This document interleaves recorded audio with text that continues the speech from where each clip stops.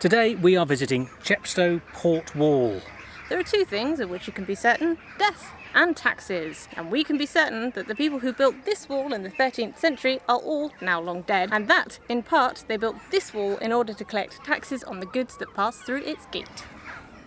It was also used for defence. The wall was 1,100 metres long, 2 metres thick and 4.6 metres high. It had at least a dozen circular towers and a dry moat that ran alongside the outside of the wall.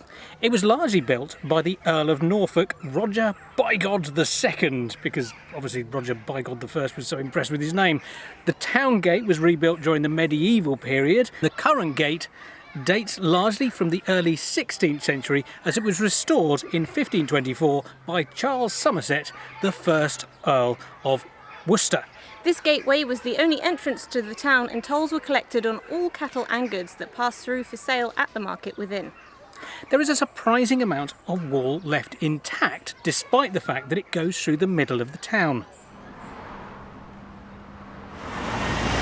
Unfortunately, when they put the roads in, they whacked some whacking great big holes through the port wall.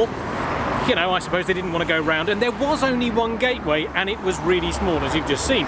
So it's not surprising. I mean, otherwise they'd have to build bridges over the top or tunnels underneath, and I can't imagine they had the budget for that. Anyway, onwards with our walk. We're going that way. You can walk quite a substantial length of the port wall. You can't walk all of it, because some of it turns out is the back wall of somebody's back garden. And I think they might get slightly upset. When I say somebody's, I mean lots of different people. It's not all the same person, because that would be one hell of a garden.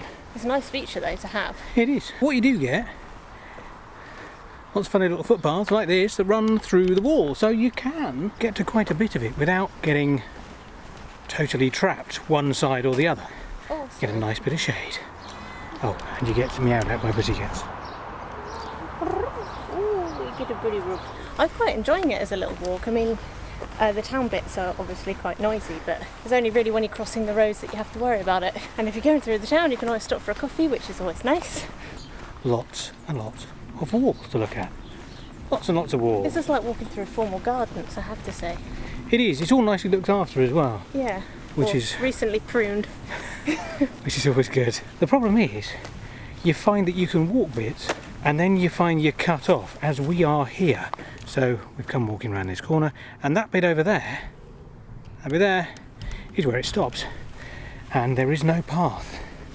So what we're going to have to do, daft as it may seem, is walk back the way we've just come, and then walk around the other side of it for a bit. But at least we get to see plenty of it.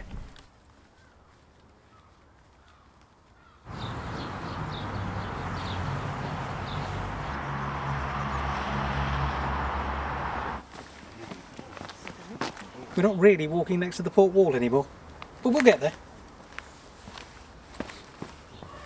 Unfortunately, you can't follow the port wall all the way, but if you follow a zigzaggy path, it leads you straight back to it, and that's where we're heading now. In fact, I can see it. Because it forms part of people's back gardens, you can't go any further. So this is the end of the Chepstow Port Wall walk, because this is the end of the Chepstow Port Wall. It literally ends over there, which is, you know, not where it used to end, because it used to end at the river, but when they put the train line through, they had to chop the end of it because, well, trains and a wall probably don't mix particularly well. No, I should imagine not. Make sure you get to see the rest of our adventures. Don't forget to press the YouTube subscribe button. See you next time. TTFN.